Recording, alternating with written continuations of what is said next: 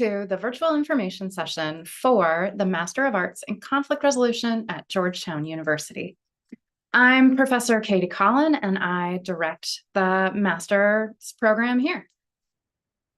Georgetown University is the oldest Catholic university in the country, and it is a Catholic Jesuit institution. We really believe in a mission that embraces social justice and personal transformation as a core part of what we're doing in education. And therefore, Georgetown University is a great home for a program in conflict resolution. We at Georgetown are strong traditionally in offering political science-oriented programming in many of our programs and departments across the university. This is a list of some of the places that students interested in political science, policy, conflict resolution, and related fields might be interested here at Georgetown, including the College of Arts and Sciences, where the Department of Government is, the School of Foreign Service that offers a variety of master's programs as well as an undergraduate degree, or the School of Public Policy, which offers a variety of degrees in policy, international development policy, and public policy. Discerning students should think about the kinds of programs that they want to be in for their master's degree. We offer a specific kind of student experience that helps us be differentiated by our sibling programs here at Georgetown. So we, for one, really lean into experiential learning, by which I mean we think of the classroom as our classroom is the city of Washington, D.C. It is the federal government of the United States, potentially. It might even encompass peace organizations all around the globe. So we really want you to be thinking and want our students to come to us because they're interested in putting into practice what they're learning in the classroom. We also care a great deal about the students' experiences in our program.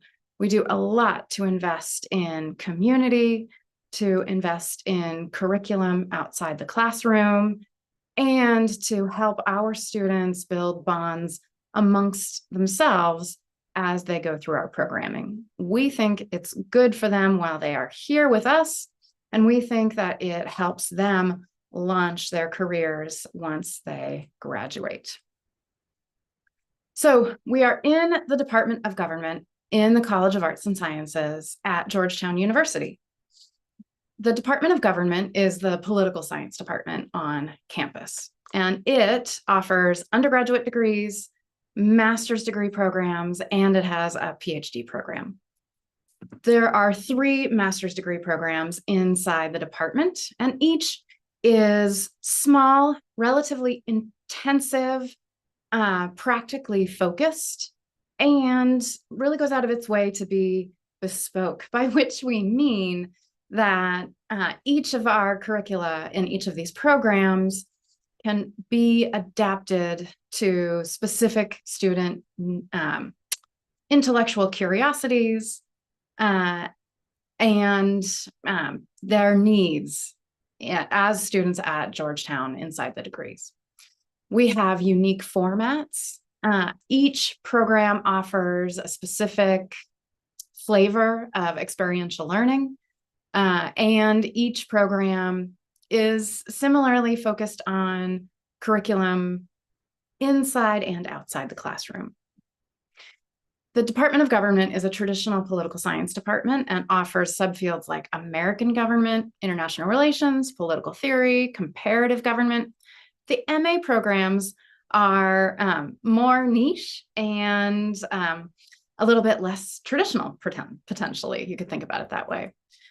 So in the MA degrees, we offer conflict resolution, which is a peace and conflict studies master's program. And in fact, our degree is in conflict resolution, whereas the other MA degrees in the department are in government.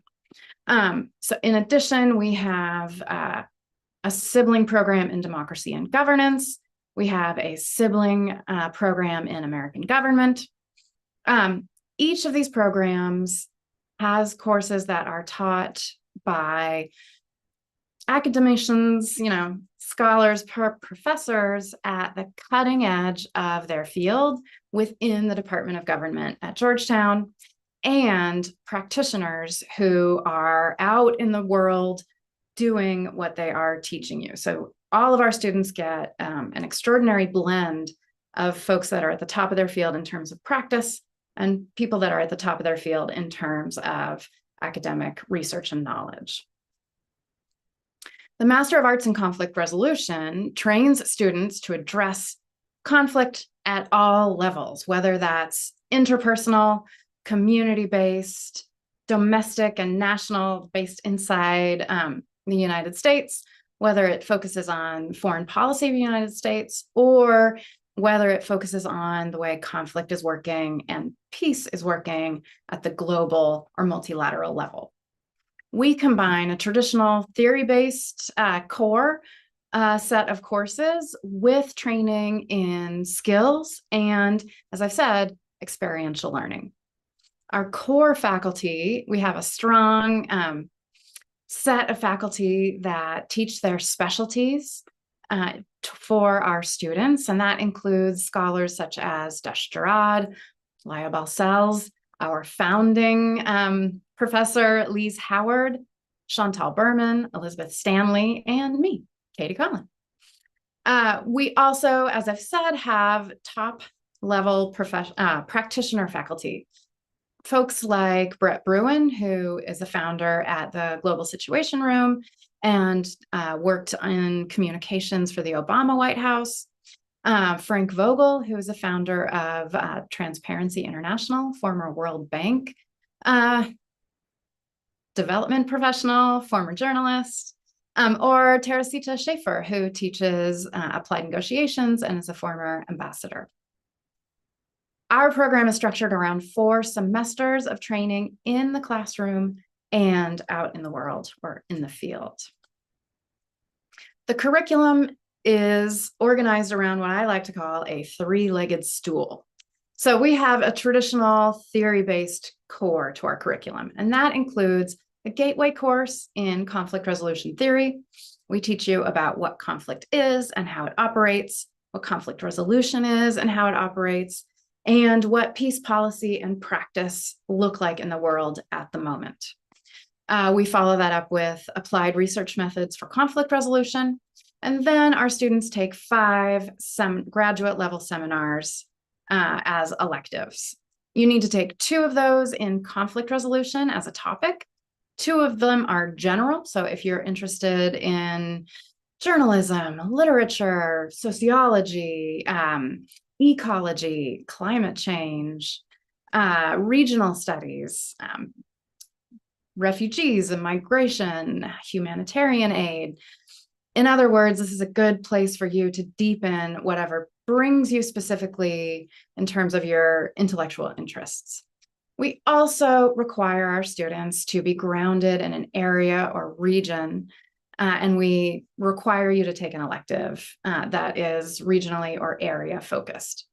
If you're focused on work inside the United States in conflict resolution, our area or region elective requirement includes courses that focus on North America or the United States. We follow up that core that's focused on academic theory and knowledge with a requirement that you train in the core skills of conflict resolution, the backbone of which is a sequence that includes negotiation, facilitation, and mediation. And again, those are taught by top-level practitioners. We have excellent folks that come and train you in these core dialogue skills. You're going to use those dialogue skills whether you are doing conflict resolution in your community or whether you're a diplomat making peace agreements at the multilateral level. These skills are similar no matter where you scale them. We also require you to take 3 skills electives. So we offer things like humanitarian,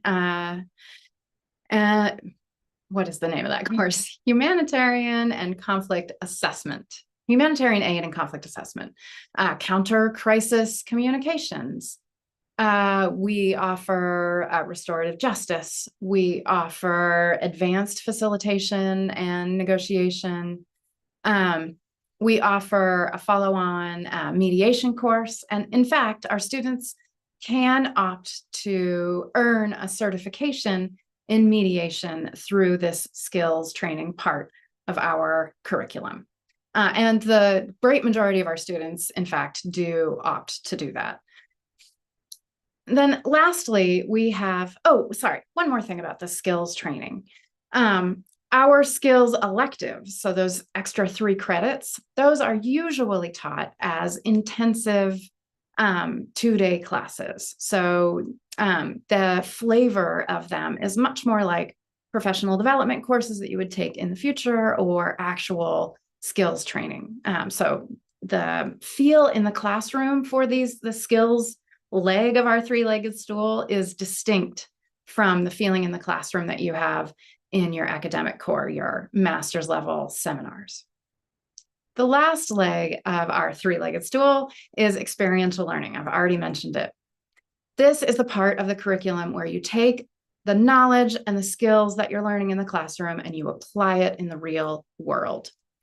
It is a 3-semester sequence, and it's composed of practicum 1 and 2. So you take those in your first 2 semesters with us. It's a sequence, and the cohort takes it together. This is a project-based, team-based experiential course. So students come in, they form teams around common interests or shared interests. They deepen their knowledge in that area of focus. They go out, they do a series of informational interviews with professors and practitioners. They, through this process, identify an external partner to work with. They co-design a project with their partner organization, and then in the spring semester, in practicum 2, they carry out that project. It would be a master's capstone if we offered it to you at the end, but since we offer it at the beginning of our sequence, it's called the practicum. The practicum also prepares you for a summer of fieldwork that we require. So in the summer, students then go out and do an embedded experience with an organization. So in the spring, you're working with an organization on a project. So it's something that feels like being an external consultant. And in the summer, you go and you work in and with an organization. So that's an embedded experiential course. You earn credit toward your degree. And the program offers a merit-based stipend to help support your summer fieldwork. The summer fieldwork and the practicum are meant to help you deepen your understanding of the practice in your area of focus, to gain a network in your area of focus, to gain fieldwork experience if that is what you want to be doing after you graduate, and to offer you 2 professional experiences through a shared learning experience. So you deepen your own learning by having these be guided experiences. You further deepen your own learning because you're doing this with your cohort. So you get to see what other people are doing. You get to compare how the knowledge and the skills applies across a whole range of organizations and experiences. So that's our 3-legged stool. And we spread these out over 4 semesters of study. We are a 32 credit program, and you complete those 32 credits over 4 semesters of study. That is a fall, spring, summer, fall experience. So that means that you come in the fall, it's in August. So if you're applying now in 2025, 2026, for entry in fall 2026, you'd enter with us in August. So August 2026, you would expect to graduate in December 2027. So fall, spring, summer, fall. This is the way our three-legged stool maps out onto those 4 semesters. In your first 2 semesters, you're doing a little bit of everything. So you have a core course, you have an elective, you have skills training, and you have your practicum course. That's true for those first 2 semesters. Then in the summer, you do your summer field fellowship and you do your skills electives. And then in the fall, you have a really different semester, which is that we free you, you finish your electives, you have 3 MA seminars, and you complete your degree. That's the normative credit load. So if you come in, you follow the curriculum as we've designed it, that is how that goes. One other thing I'd say that you should be aware of about our curriculum is that we offer a cohort-based curriculum. So that means that for the most part, you come in and you do your core courses, your required courses with everyone that's come in with you. It's part of the way that we create this tight-knit learning community. Learning is a social exercise, and we really believe in that, and we've designed our program to support the social aspect of what learning is. Okay. We should mention that many of our students use their mostly their electives to earn optional certificates that are offered by programs throughout Georgetown. So through our curriculum, you'll interact a lot with courses offered by the program, but not exclusively. You also interact with much of the rest of what the university has to offer. And one of the best ways to do that is by going and looking at the certificates that you can earn. We often have students that are interested in the topical certificates. We always have a healthy cohort that we send over to the folks at the Georgetown Institute for Women, Peace, and Security for their Gender, Peace, and Security certificate. We usually send the Institute for Diplomatic Studies several students to pursue the certificate in diplomatic studies. There's also regionally focused certificates. So for instance, there's an African Studies certificate, there's a Latin American Studies certificate, there is an Arab Studies certificate. So whether you're interested in focusing topically or regionally, it's likely that there is a certificate that you may be interested in pursuing. These are optional. This is a way that you can organize your electives.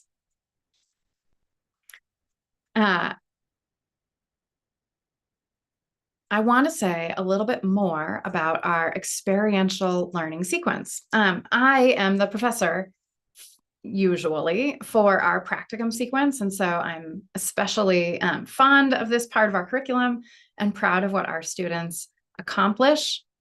We end up doing practicum projects with a variety of partners in Washington, D.C. and around the world. I don't have last year's practicum projects up on this slide yet, but we did a variety of really exciting projects last year. We worked with the United States Institute for Peace in their Peace Games division. Our students wrote a peace game that was targeted toward foreign service officers and focused on Pacific Island security. It was a beautiful project, and we were really looking forward to running one of those peace games, hopefully with the United States Institute for Peace. You can see that in 2024, we had a team that worked with Search for Common Ground. They did a review of policy best practices throughout Washington, D.C. They talked to practitioners who are working on the youth, peace, and security agenda and came up with a really excellent briefing on how the youth, peace, and security agenda can best be operationalized. We had another team that was working with Beyond Conflict. They ran a survey on affective polarization among congressional staffers. So we all went up, me included, to Capitol Hill and asked congressional staffers to participate in a survey. They conducted follow-up interviews. and conducted this study with this organization, Beyond Conflict. That study actually became the basis for one of the students on that team's their master's thesis, which is another option in our curriculum. So you can see that we do a variety of programs, we do a variety of projects in the practicum. What I tell students is that they should think about practicum projects really broadly.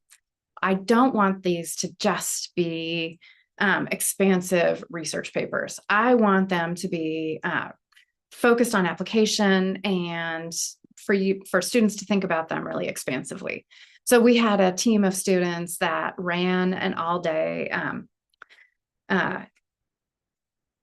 seminar, an event for conflict resolution students across the Washington, D.C. area and brought students down from Baltimore to participate. They ran a panel with practitioners on current, practices and challenges in the field. And then in the afternoon, they offered training in different kinds of methodologies for all the practitioners, right? So it can be a big event like that. It can be an art project. It can be a research paper, certainly. It can be a convening. There are a variety of ways that students have put together these projects. And again, all these projects are, in general, designed in communication with the partner organization.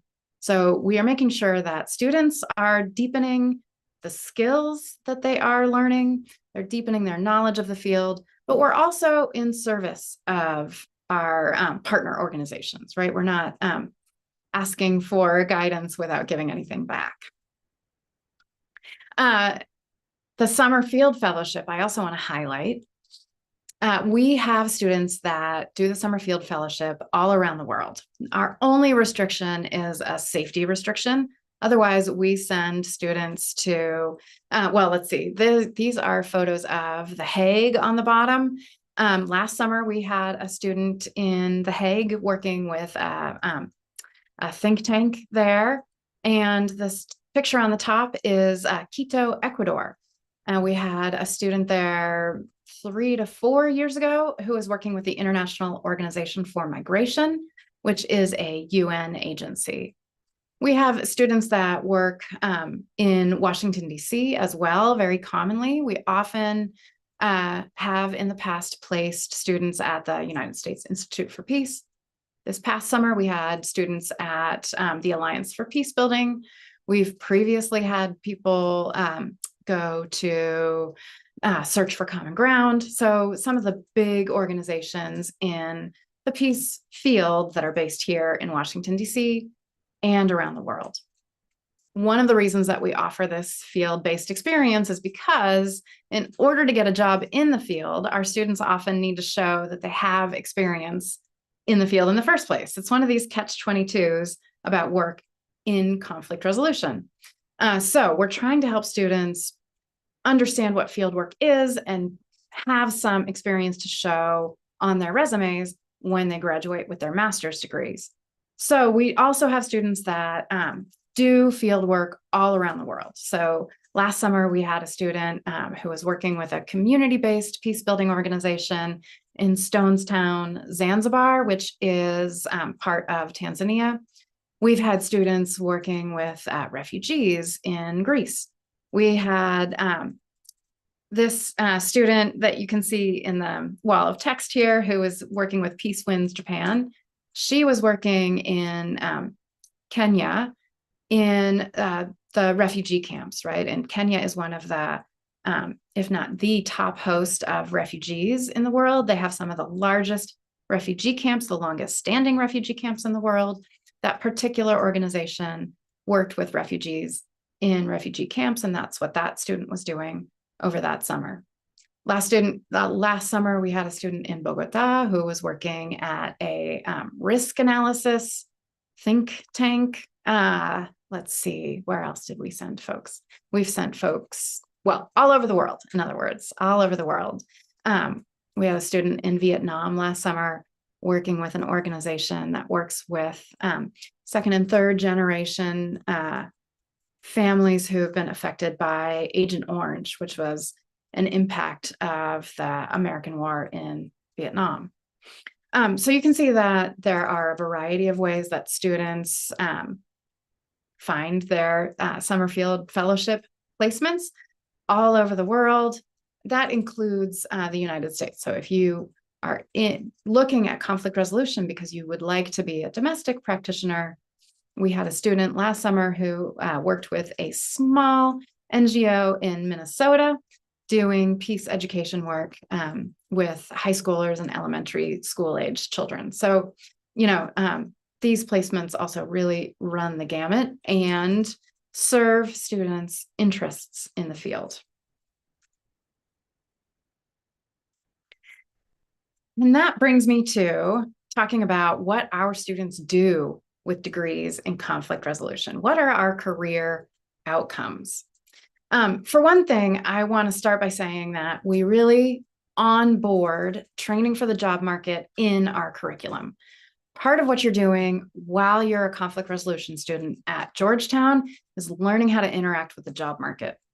That's part of what the practicum process is, and it's part of what the summer field fellowship process is. It is building a network, it's interacting with that network, it's finding placements, and it's learning a methodology for running that process again when you're on the job market.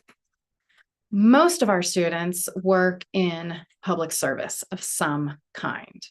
2/3 of them work in the nonprofit sector, including government, and about 1/3 work in the private sector. We generally have students that are working in the private sector, in government, in non-governmental organizations, and in research and education. In terms, and that's, the where in the economy they are. In terms of what they're doing, most of our students work in conflict resolution specifically. So they're mediators, they're diplomats, they are running facilitation programs, they're doing negotiation. We also have students that are working in the peace building or the, conflict prevention side of the field. That's a much larger part of the field, right? So you can work in that field, whether you're in government, whether you're in an international organization, whether you're in a big non-governmental organization. So a lot of our students work in that part of the peace field. And then some of our students work in adjacent parts of that field. So in humanitarian aid, in human and economic development. And then many of our students work in research, think tanks, democracy promotion, other adjacent parts of the field. So you can see in the class of 2023, we have students that ended up with the American Red Cross. We had a student who ended up at the IRS doing conflict resolution for the IRS. We have a student that tracks polarization and radicalization online for the Anti-Defamation League. We have students working for the IRC, one of the major big NGOs that works with refugees and migrants all around the world. So you can see that there's students that are domestically focused, students that are internationally focused, students doing government, students doing research, students doing nonprofit work. I want to say a word about the program culture. I've already talked about this a little bit. In our program, we are relatively small. So we have cohorts that are usually in around 20 students, anywhere from 15 to 25 is more or less the norm for us. And that means that we do a good job at building community, at mentoring our students. We spend a lot of time with individual students offering mentorship. I do that. I have an open door policy, more or less, for all my students. I spend a lot of time doing office hours and individual appointments. I can say the same for our assistant director. We, in other words, do a lot to help our individual students as they're moving through the program to discern how they want to use the degree and to best place themselves on the market after they graduate, and cultivating community. One of the ways in which we cultivate community is through what I like to think of as our curriculum that extends beyond the classroom. We do many events that are focused just on our community. So we do restorative circles at the beginnings and ends of our semesters. Those are community-based, community building practices that come out of the restorative justice part of our field. We do professional development workshops. So lately, what this has looked like is offering trainings in methodologies of conflict resolution. So for instance, this past fall, we offered an active bystander training.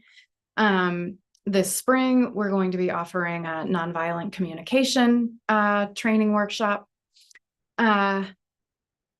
We often then supplement those kinds of trainings with interactions with scholars in the field. So coming up this spring, we're going to be hosting a scholar of,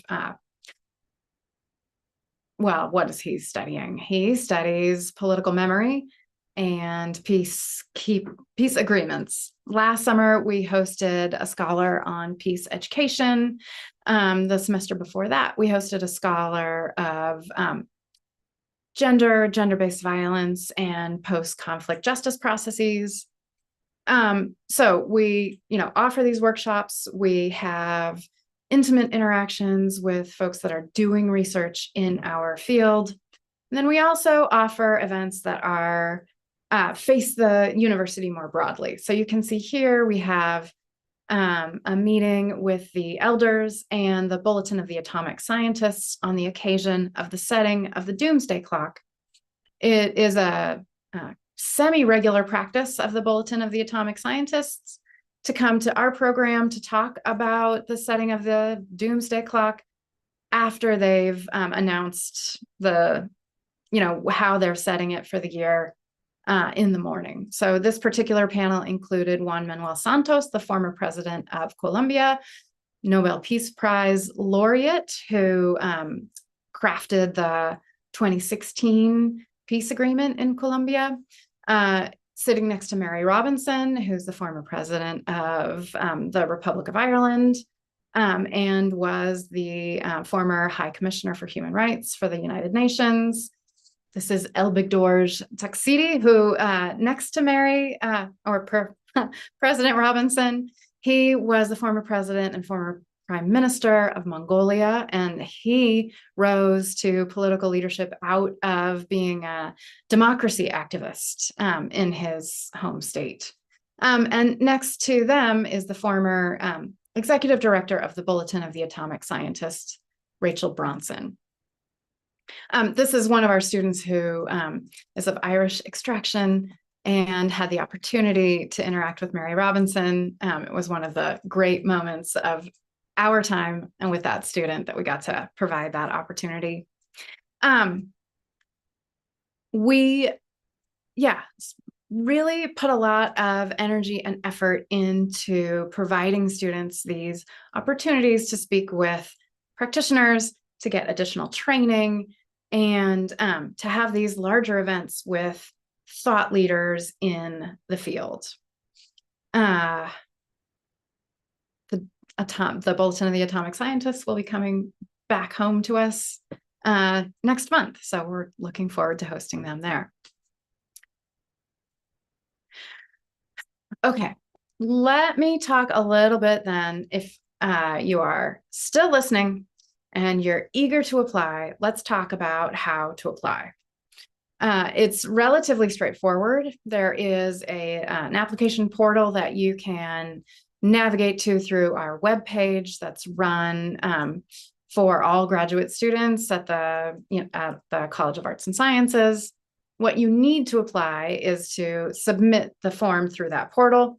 They'll ask you for a statement of purpose. It's approximately 500 words, and it's a statement of motivation. Why do you want to study conflict resolution? Why do you want to study conflict resolution at Georgetown University?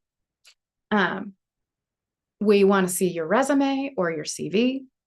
There's an optional statement that you can submit to us. That is a statement of contribution, right? So statement of purpose, that's a statement of motivation. The optional statement is a statement of contribution. What do you bring to the table? What specifically about your background, your experience, your outlook in the world gives you unique perspective that can be powerful, can be a part of our learning community, that makes your perspective on conflict resolution unique.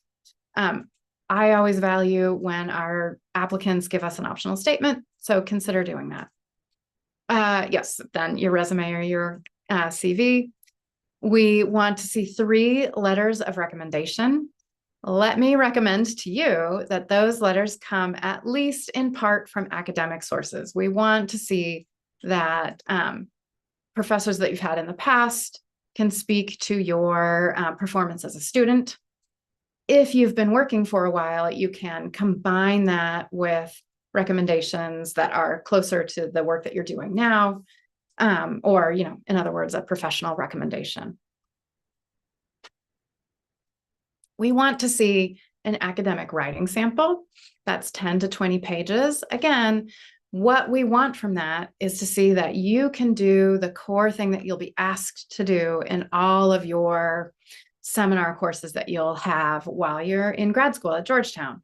Writing research papers. Can you put together a well-structured, evidence-based, well-researched paper? We want to see an academic paper. So pull out your favorite and send that to us. We additionally, if you can, recommend that you have a paper that focuses on a topic that is relevant to the field. So those are 2 opportunities you have to show us that you can write well, you can write research papers well, you know how to write an academic research paper. In other words, that you are ready to succeed in the program and that you have some intellectual grounding in the field. If, again, you are out in the world, you've been a professional for 10 years, your academic writing samples are, you didn't save those, you don't have those, you can dust off an old paper and update it. You can write us a fresh paper. You can send us, in other words, really don't send us just something that is a professional writing sample. Please make every effort to give us an example of academic writing. Again, if you've been a professional for quite some time and you want to add a professional writing sample in, you could have a 10-page academic writing sample and then show us like a professional writing sample that supplements it. But do not neglect the academic part of the writing sample.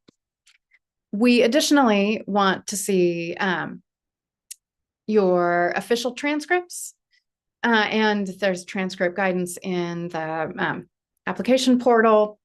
We want to see a TOEFL or an IELTS score if you are an international student and your degree was not in an English-speaking degree program.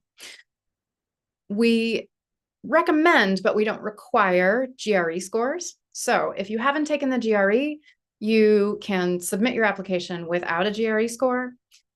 We want you to submit a GRE score if you've taken it and you like your score and it tells us something about you as a student that we don't get, especially from other parts of your application, or it reinforces a message to us that you would like to have reinforced.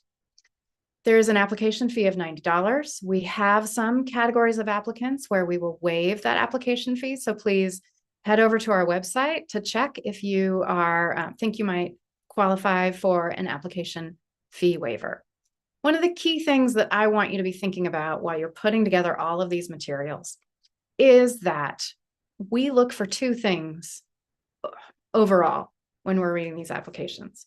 We read every application, we read them holistically, which means that we look at all of your materials, we consider together what we think of every applicant on their own merits.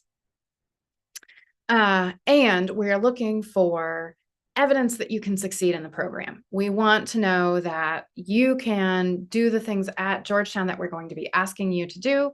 We don't want to invite you to Georgetown and have you not be ready. So we want evidence that you can succeed as a student here at the university. We also want to see evidence of fit. So I want to know that you are going to be a good citizen in our program. I want to know that you are really motivated to study conflict resolution. And I want to know why. So if that is because you've been studying peace and conflict studies throughout your undergraduate degree, you're really compelled and you have professional ambitions to do conflict resolution professionally, wonderful. Tell us that and show us that with your application materials. If it's for some other reason, then explain that. You have places in the application where you can say, hey, I studied economics. I studied architecture. I'm really interested in getting a conflict resolution degree because here is how I would like to apply it.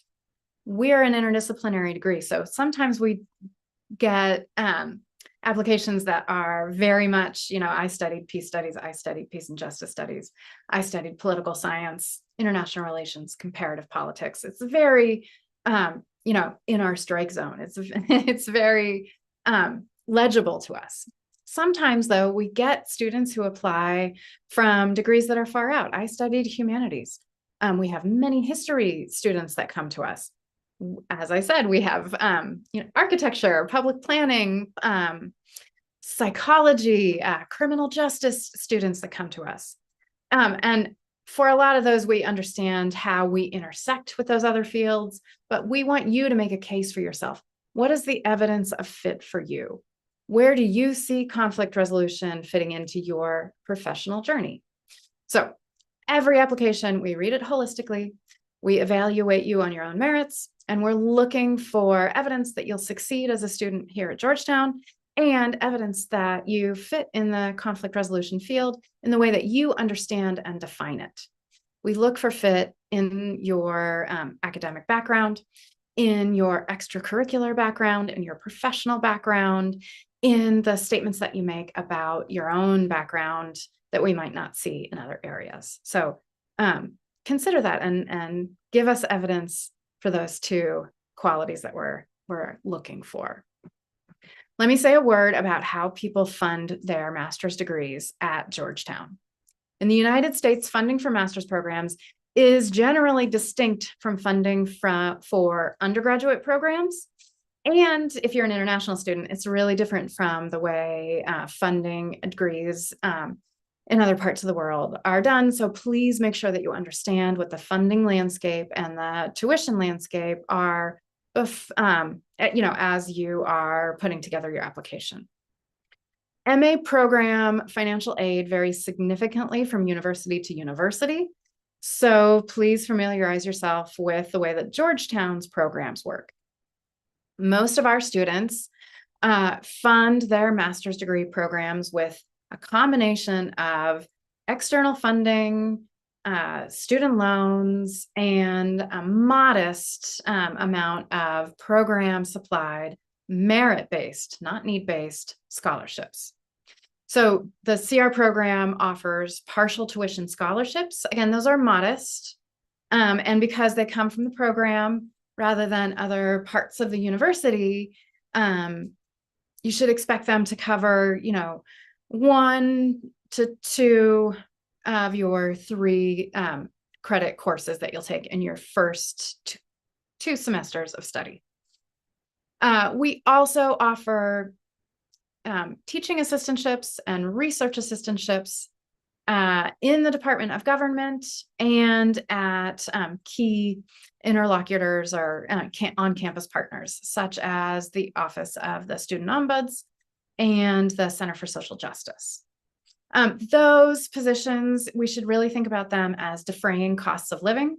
Costs of living in Washington, D.C. aren't San Francisco or New York, but they are expensive, so please pay attention to that as well. Finally, we offer, as I've said, a merit scholarship to help students support their summer fieldwork requirement. Okay, let me send you to our website so that you can see how the tuition breaks down and you can understand your cost to degree. I can't tell you what the cost to degree is because it varies year to year. So I don't have that number with precision, but if you go to our website, you can, and you should, familiarize yourself with all the resources that we have there to understand the way we structure tuition and how much the degree will cost. Okay, I've just put a lot out on the table. If you have questions, you can feel welcome to contact us. This is our email address, conflictresolution@georgetown.edu. We also have a telephone number that you are welcome to call. I recommend maybe trying email first. I know many of us are not used to just picking up the phone and making phone calls anymore. But yeah, we welcome contact from prospective students. We'd be happy to even have conversations with you. So if you have questions, please reach out and we'll do another information session in January focused on putting together your application. So if you're in the midst of putting those together, you can watch for the next session that we do. All right, thanks so much. Happy holidays. Bye-bye.